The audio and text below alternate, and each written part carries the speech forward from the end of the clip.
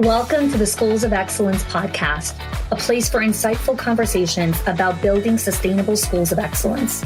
Join me each week as we explore the importance of leading with your values, creating impact, and leaving a lasting legacy. My goal on the show is to provide you with clarity, elevate your mindset, and equip you with practical strategies and inspiration. I'm Chanie, a proud mother of four, a former New Yorker, now savoring sunny Florida vibes. With a professional journey spanning 18 years across all levels of school leadership, I bring nuanced insight that delve into the intricate details of running a center, as well as the broader visionary aspects of leadership. Thank you for joining me for this conversation. Let's build a legacy of excellence together. I'm Amy Retchless, and I have Miss Amy's Neighborhood Preschool in Frederick, Colorado. Amy, how many children do you currently have enrolled in the school? We have about 45 children right now. Yeah, so a little bit of a smaller center in comparison, let's say, to some other schools that have, several hundred children or multiple locations. Yeah, we only have 2 classrooms and they can have 15 children at a time. We run an AM and a PM session. So yeah, a little bit smaller, not the 150 children running around this community. But I'm so excited about this conversation because I think it's so important to give voice to the schools that are running all across this country that are a little smaller in size, but still have tremendous impact on the children that they serve and on the staff. So that's why I'm so excited for today's conversation. So let's go all the way back to the beginning. Where did you first hear about us and what kind of prompted you to get on a call with me? It was 2021 and we opened in July of 2020. So fresh out to having a center and a staff. And previously I was just in school districts where you have a little more direction from up top, and coming out on my own. Beth Cannon did a online group thing that I actually signed up for and finished. I love that. I normally it would be sign up. It was free. So it was like, I'll watch it or not. And then I had notes on all the speakers and yours stood out. So I was like, I really need to look at this, Chanie. And so I got onto your website and I think I downloaded a couple of scripts from you. And then it said to, please take the test or take the assessment if you'd like to know more information. I was like, I think I need to do this. So I filled it out. And then my celebrity moment, you said that you would be reaching out. And I was like, oh my goodness, the owner of the company herself is talking to me, not a secretary, not somebody underneath her. She is talking to me. And I was so excited. So we chatted and I explained, I was juggling the owner hat, the director hat, a teacher hat, because I was still in the classroom at that time. And I decided to sign up. And I think I signed up in February. And then you offered that summit event in Boca Raton. And I looked at my husband and I said, I think I need to go. And so we went, and I was just 100% overwhelmed at that point. I'm not sure I heard or took to heart necessarily anything that you truly said at that time, but I was making so many connections and actually talking to other people that were in my situation that I was happy with that, I didn't come home with a solid, understanding of the bridge or anything, but I had made friends and I knew I was in the right group. So yeah, that's how I found you. And since then, you've been to multiple of our smaller retreats, which we run now, just 12 to 15 women. And I know that's been a real highlight for you. So before we dive into some of the retreats, I'd love to kick off with one of the big principles of Schools of Excellence is really understanding how our time is reflective of everything that goes on in the company, in our home, and all of that. And I would love for you to share, how is your perspective on time and how you really work with time in your center shifted since working in the company? Not running myself ragged and thinking that I'm actually going to catch up and be ahead, or everything's going to be done on my list, or all my ducks are going to be in the row. Like there's hiccups that are going to happen, and allowing myself time and space to pause and think about what's happened and then decide what I need to address or not address, and how I can actually truly help my staff, my parents, the children, than just jumping in and putting that fire out and not allowing any growth to happen.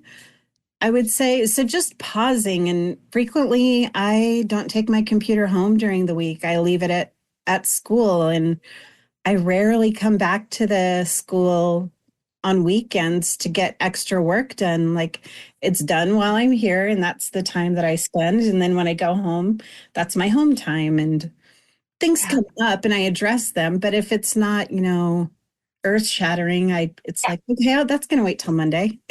Yeah. Yeah.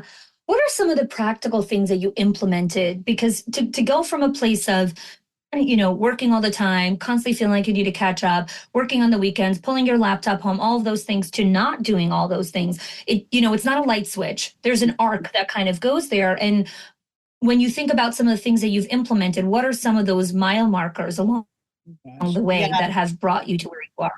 Yeah. So definitely I had to do some work initially on my boundaries. And I 100% had very weak boundaries when we first started this journey. And now, they fluctuate. They're never in one spot forever. Like, they go healthy week, needing some attention, but I had to set some boundaries and discernment, deciding what really needed my attention at that moment, then what I could let go. And then some of the relational, like intelligence stuff and things like that, but more on the side of not being fearful of asking for what I need or fearful of telling my staff. I've noticed this, and I think we need to have a conversation. Yeah. I would say those are probably the biggest Yeah. for me. Yeah. Let's talk a little bit about the leadership and culture and the way that you connect with staff. So there's a lot of buzzwords where we hear already now, people are starting to understand that culture is not a ping pong table or a gift card or that kind of thing. Culture is how we connect with each other. What are the standards, how we communicate, all of those things. How have you really shifted your culture and relationship with your staff? What are some of the things that you've done? Well, it's taken me a while, but I'm not their best friend anymore. Um, Can we just pause on that thing for a second and dive deep there, and then we'll go to some of the other things? Yeah, like I was just so afraid of not being liked, and if I called them out on something or if we had to have a difficult conversation, is the fear of them not liking me and looking for that external validation that I knew what I was doing that Mm, controlled so much of what I was doing with my staff. And I also feel like by being so fearful and not doing things and just running in and being the firefighter and putting their fires out, I also was taking away their ability and to do it. And I was also kind of sending them a message of, I don't trust you to do this correctly. So I'm going to do it for you. And so I've gotten very clear on expectations and telling them, you guys know, like, for the most part, our staff has been together for the last 5 years. We only have one new teacher this year. So they've watched me, they've heard my conversations, they've seen me interact with the children. And it's like, you guys know, you've seen it, you've heard it. I trust you, you can do it. And so they've gotten much better at just handling things, even parents, where they're not, oh, I'm not going to take that question. I'm just going to send it to Amy. They can do it now. And so I feel like that's been, and it was probably me just giving them that message that I trust you. You know what to do. Yeah. let's dive a little deeper here, because I Right. think I trust you can sometimes mean so many different things. I think before we trust the staff, we have to trust ourselves that it's okay. Right. So, and I know this has been part of, the journey as well. So how, and I know we can never pin it on one specific incident or one specific strategy, because learning, change isn't linear in that way, but how have you slowly cultivated this unshakable self-trust in yourself?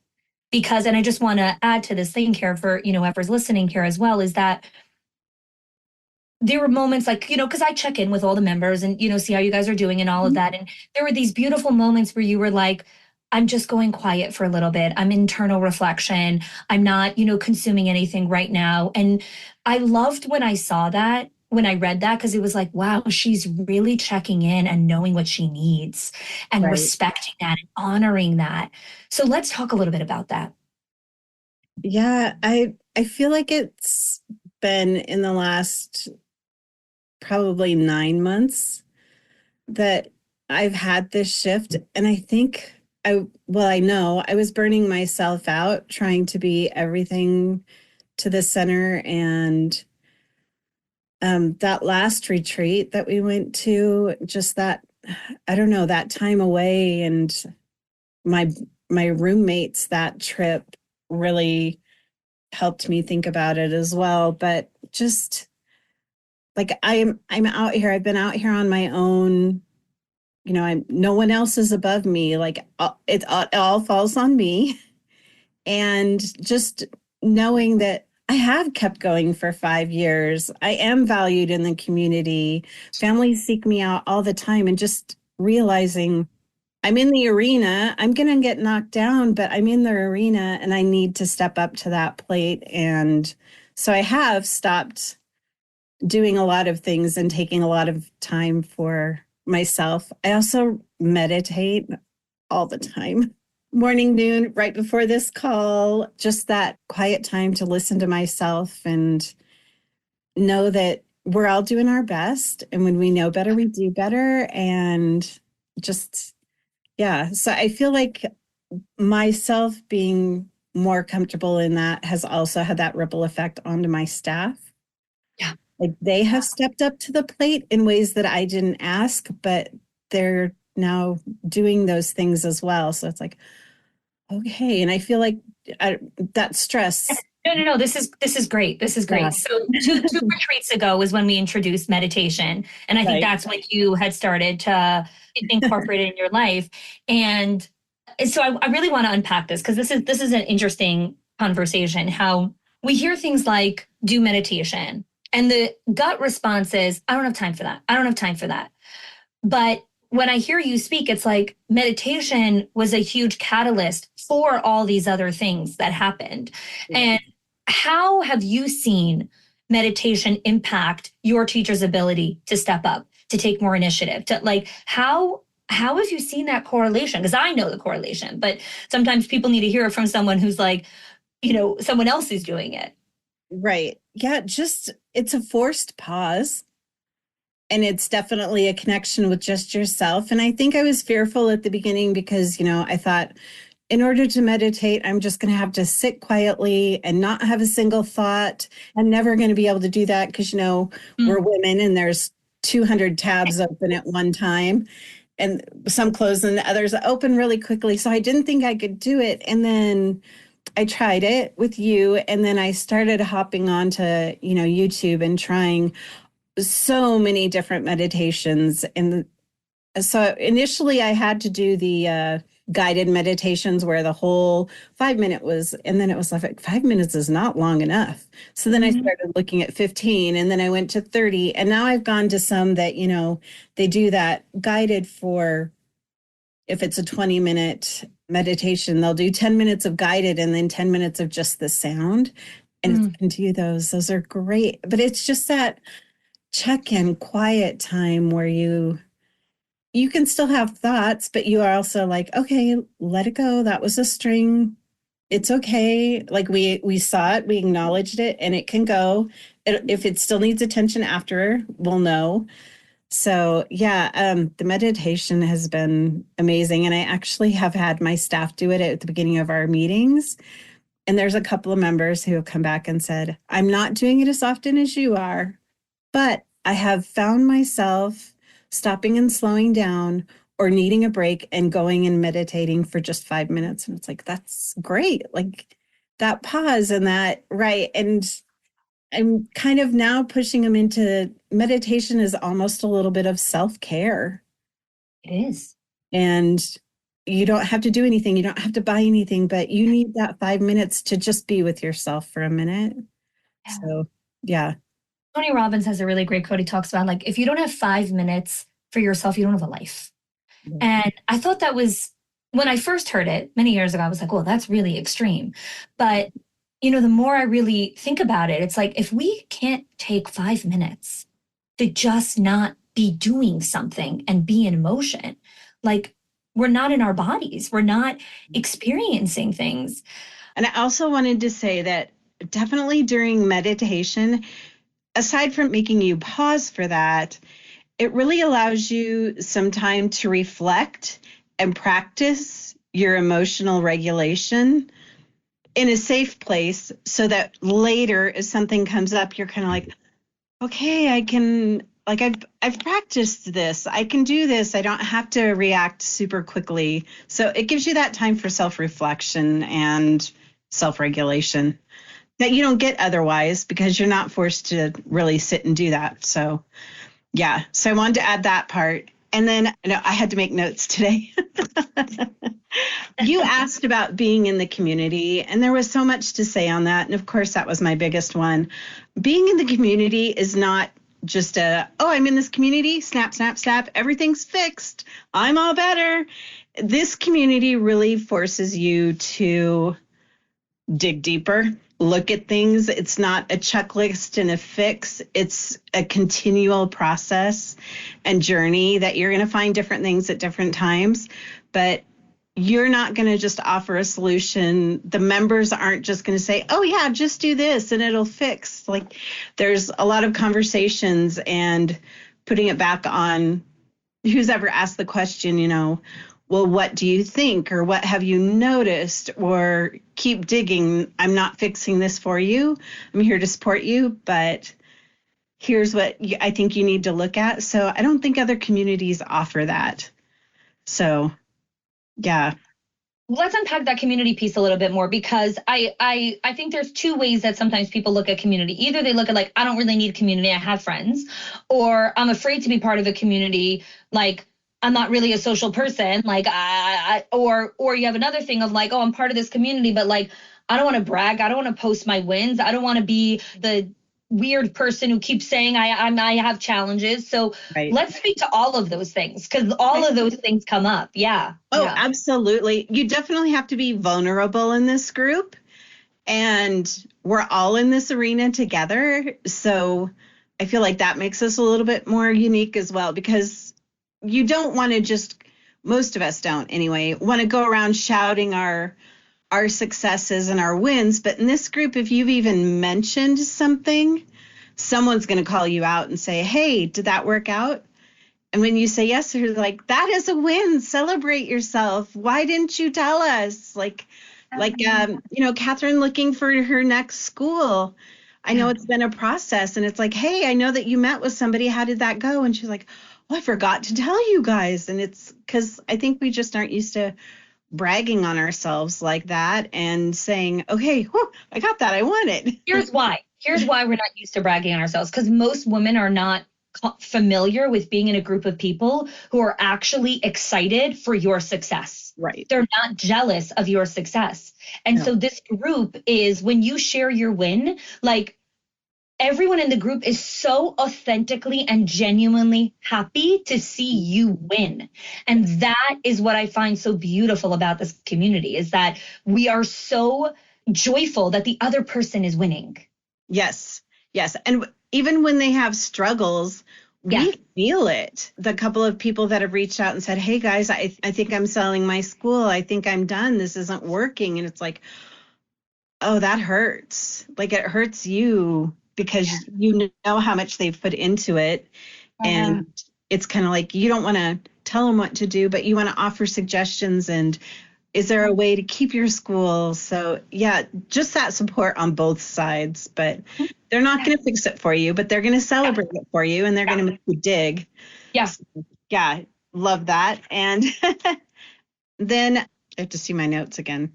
I would say that one of the biggest things that I've gotten from the group, besides community, is how much I've grown in how I process and address and look at things at a life level. It's not just my business level, but personally, just how I've reacted and how I process things, and the questions that you ask me that forces that self-reflection that sometimes is a little bit uncomfortable. And there's definitely discomfort, but it's kind of like, okay, this is uncomfortable, but I can get through this. I don't have to just shove it away in a box and let it go. I can look at this. I can address it. She didn't give me a time limit. She didn't say, figure this out on your own. Think about it, and we will, if you need help, reach out again, and we'll talk again. But yeah, definitely. And then the ripple effect from that. definitely with my family and my school and families in my school have all felt that ripple effect of how I've changed. And I almost feel like now that I've gone through some of that, my authenticity is even more authentic. What do you mean by that? It's a little stronger, I feel like. Like I've always had that nurturing, caring side of me, but now it just feels so much more powerful and stronger, like a brighter light almost when I give my energy to it. And so I really feel like that's been something I've noticed too. So I think there's two things I hear from what you're saying. One is, and correct me if this is not landing right, but I feel like you're feeling like you're becoming the leader who gives from a place of generosity versus obligation. oh yes, yeah, definitely. Yeah, generosity and into kindness without being nice. Yeah, yeah. Nice sometimes is more of, again, that female where, play nice, be nice. And then you don't want to necessarily be nice. You don't want to be mean. You want to be kind, but you don't have to. Being nice, I feel like, is shoving some feelings away. Yeah, it's people pleasing. It's over functioning. It's all the things. Let's go back to the other point that you brought up of when I invite you to think, or I ask you a disruptive question. Again, you're from small town in Colorado, running a small school. I grew up in big city New York. Right. And so, we've got different energetic vibes. And so I'm curious, how have you been able to really respond to the feedback or the reflective question or those things? Because sometimes some people can take it and be like, whoa, I didn't ask for all of that. I'm going to go run away now. But you didn't run away. You stayed in the discomfort. So I would love for you to share on that, because I'm curious myself even. Yeah, I feel like we've all been there, like regardless of where we grew up or our family situation, our spirituality, that kind of stuff. Like we've all in this together. And your light helps my light, and my light helps somebody else's light. And you didn't you didn't scare me. Good. I'm glad we're still friends. Scare me. There were times where it was like, oh, and I still feel it sometimes with the big schools, honestly. Where somebody has 5 centers or somebody has, 7 classrooms and 150 children at a time. Whoa, that is way too much for me. And that's not where I want to be. But at the same time, I understand that. And there's still so much value in learning from the people with the big centers. And I feel like that from, sometimes they reach out to me too, and they ask questions. And so I'm not uncomfortable with the differences and things like that. Just wanting to learn from others. Like, I don't know everything. Yeah. Yeah. I have a lot to learn, and I've learned a lot. So I love that. What has been for you? Well, actually, let me take a different direction here for a second.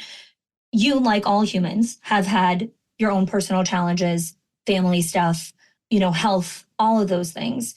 When you were navigating that season, I'd love if you're comfortable sharing, and again, like we can cut out, whatever. Yeah. I'd love if you can walk us through that challenging season and what were some of your anchors during that time. Yeah, definitely have had some. And I think, just as life, there's some more of those seasons coming. And so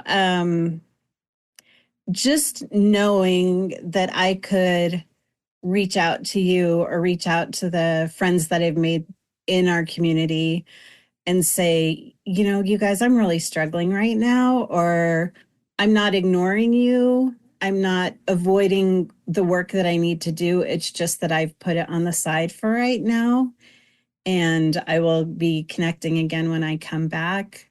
Helped a lot, because I did for a little while think, I'm too busy. I can't do this. I'm just going to let this go. I'm just going to tell Chanie that I need to step away. And I'm so glad I didn't. I'm glad I just said, let's put this on pause for a moment and then come back to it, because it's definitely an anchor and it's not just an anchor professionally. It's definitely an anchor personally now. I know you guys are there and I can reach out to you and you're going to help me. And if I break down, you're not going to be like, oh, geez, like, what are we doing with her in our group? She's not okay. Or like just that support that lift each other up. What harm is it going to do if you're kind? Yeah. And understanding, some people, and I don't know why well, you do know this field is very isolating. And I don't know if it's because of how many women own them and how, for whatever reason, we view each other as competition or, but for the longest time, I couldn't reach out to any centers near me and ask a question because they just saw it as me being nosy or the competitor, but then in the group. And so I have quietly reached out to my community of early childhood around here, and we will speak, but not as freely as we do in here. So just that continued support and helping and excuse me. Yeah, Yeah. that's probably been the best. Like, because we all have those horrible things that Yeah. happen, and just reaching out and saying, you know what, I am so sorry, and I am thinking about you, and yeah. Yeah. Yeah. Yeah. So, a theory that I've been kind of exploring recently, you know how, for those of you that are listening that are from America, some people in America have a philosophy of like isolationist, like we should just take care of ourselves. We shouldn't think about other people. We shouldn't even have a foreign policy. We shouldn't worry about, and we should kind of just like be in our own world.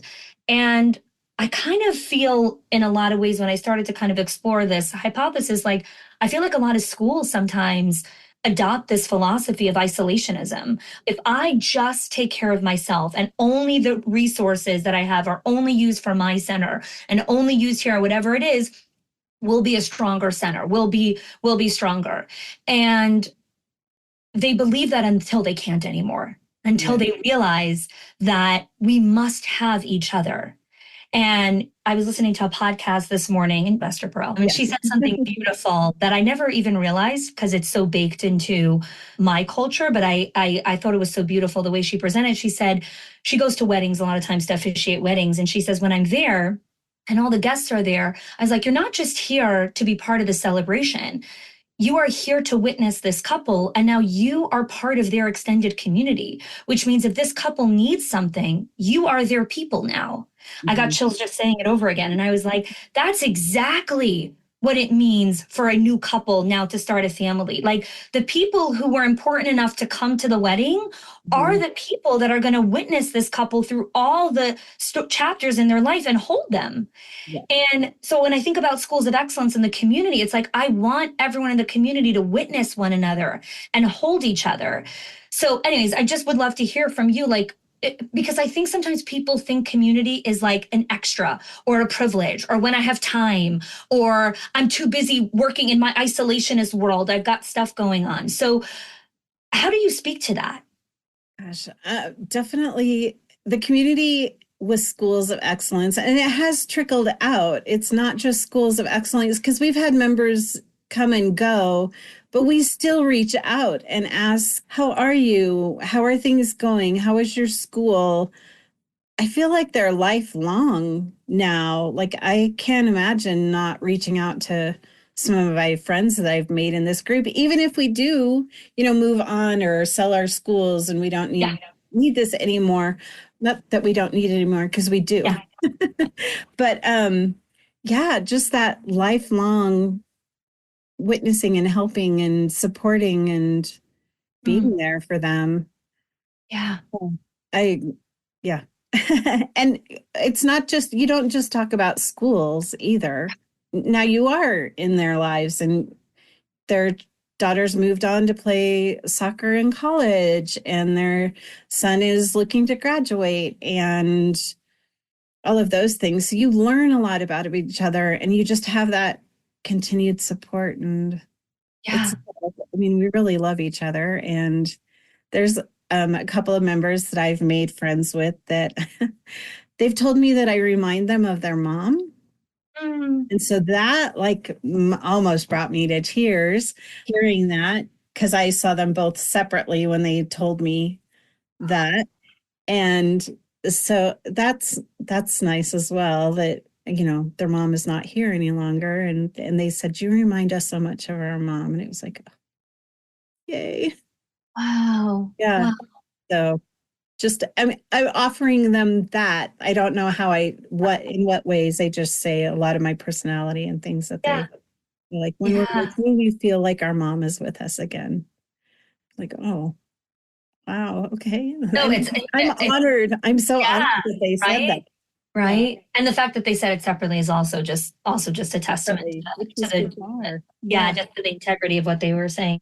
Leadership in this new chapter, kind of in this new, the way the landscape is shifting in early childhood and in schools in general, not just in early childhood, and really how people are looking at jobs, consumers are looking at products, or buy, like, where do I want to send my kid to school? There's a whole new level of sophistication or skepticism. There's a lot of other things that are going on right now in the market. And I think I'm finding a lot of leaders grappling with, how do I know what to prioritize? How do I know what to work on? How do I know which gear to turn first or second? And it can feel so overwhelming that they almost do nothing, or they just keep running their same playbook that isn't giving results. And so, how have you found clarity inside of the program with what to prioritize, with how to focus, with where to focus? Because again, like I'm saying, I think a lot of leaders desire that, but they're very skeptical around, how is someone going to help me get clarity? How is someone going to help me prioritize? Right. Gosh, definitely in the calendar is my assessment time or my accountability time, where I go back and I look again, because as we discussed, of course, with the rest of the country, we were all suffering with enrollment. And so that was my focus. Enrollment was my focus for a long time. And it's kind of, enrollment's now at a good place. So I've reassessed, yes. And we're looking at next school year. So it'll go back to a little bit of that enrollment again. But now that gear seems to be oiled well enough that I am looking at my retention with my families and making sure that I'm doing my parent events and supporting them, and because I kind of feel like I did let that go when I was focusing on enrollment. So I'm going to focus on that. And then, in January, I don't know what the new one's going to be. We'll see. Right? We can't plan so far in advance, right? But just looking and checking in and making sure that I'm not neglecting something that definitely needs my attention at that moment, because as soon as I have that taken care of, something else may have needed attention while I was looking at the other gear. So checking in all the time. Yeah. So I'm already hearing all the people that are listening to this. So how did your calendar get enrollment? So, because I hear this all the time, right? Where people are, I updated my website, I changed the voicemail, I posted on social media, I did this. And people aren't still coming in. I'm like, this is calendar. So share with us, how did the calendar get you to the enrollment where you're like, it's good, I'm going to go work on something else now? Making sure that I had all of my time set aside for marketing, all the social stuff, and handing some of that off to a girl that I hired. And then also following up with my tours, which I hadn't done in the past. I mean, I would send them something that they asked for, but not the thank you letter that I now have crafted, or I send them a quick postcard in the mail that just says, thank you for touring with us. We're so excited to have you with our family, that kind of stuff. So making sure that I did that, or checking in with families that had toured, but I hadn't heard from, just to hear, were we not what you were looking for? Was it ours? Just hearing that communication. And so just making sure that that's on my calendar and giving it the adequate time to make sure. Yeah. I love that you're sharing this, right? And these are just a couple of things that, Amy did, right? So it's one of the things that we teach in the program is enrollment-based activities. So like, what are the activities that drive the enrollment? And you just shared a couple, but the magic is it making sure that it's in the calendar and making sure that it's prioritized in that way. So I love that. And now you get to go work on some long-term gains, which is parent retention and some other factors inside of the center. So I have two last questions for you here. One is, what was the thing that most surprised you since being in the program? We all have like our expectations of what the program's going to be about. And then there's these things that surprise us. I'm not sure surprise is the correct word, but gratitude is what I'm going to say. Because like I said, when I first joined, I don't think I was ready for all that you were truly offering me. Like it was this huge buffet and I went in like, oh gosh, I don't know. I think I'm just going to go have a salad right now. And I just took that portion and I stayed on the calls and I stayed with the program. And a couple of times it was like, what am I doing? And then finally I was like, okay, Chanie has been there patiently waiting because she knew it was coming. And then now I'm ready. And it's like, oh gosh, now I'm going back for second and thirds and I'm grabbing, soup and bread and all of it. And just the patience and the time for me to catch up to what I actually needed is, I think, what I would say about that. So yeah, just gratitude, not necessarily surprise, but yeah. Thank you. Yeah. Thanks. And my last question is for someone who, stayed till the end of the conversation and listened until now and is kind of resonating with a little bit of your story, maybe has a small school, maybe has been through similar things, or also needs to work on enrollment. What's your message to the leader that's listening? Find support, find your community, reach out. You're really not going to be able to do this alone without wearing yourself down or burning yourself out. So yeah, and sometimes it's overwhelming and sometimes you're meeting people that have the 150 kids, but they still understand your challenges. It's not, you don't have unique challenges. We've all somehow faced it and dealt with it. So reach out, find your people, whoever they are, that they're going to help you. Yeah. Sorry, go ahead. No, you're going to find so much more personal success and contentment with that group than you are trying to do it on your own. So yeah, and just to piggyback on what you were saying, like, sometimes it could be overwhelming when you see people that have bigger schools or bigger or whatever it is, but the bottom line is no one's a special snowflake and most of the schools have similar talent. I had a conversation with someone a while ago and she's like, do you work with any schools in our zip code? It's like, I'm not a zip code specific kind of coaching company. Like we work with schools all over the world. It's the frameworks aren't zip code specific. They work with people everywhere. So yeah, just to kind of close that chapter. Amy, it has been a real honor just to witness your journey and get to know you better as a person, but just the arc of your story and watching you like carefully waiting in the waiting pool and then slowly building that level of confidence and self-trust and the desire to reach out and to connect and being persistent, like all of these things have not only impacted you personally, but they've raised the quality of life to the people that are lucky to be in your circle. So I'm grateful to know you and thanks for being part of the community. Yeah, thank you, Chanie. If you are loving the Schools of Excellence podcast and have gotten any value out of it for your school, I would love if you can do two things for me. One, subscribe to the show so you never miss an episode. And two, can you please leave us a review?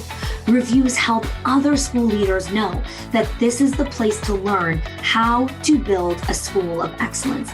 And I would be so grateful if you can do that for us. Your help and support makes this show to be able to be listened by the thousands of other school leaders all around the world. Thanks so much for listening, for giving us your time and attention each and every week, and I appreciate that you have joined us.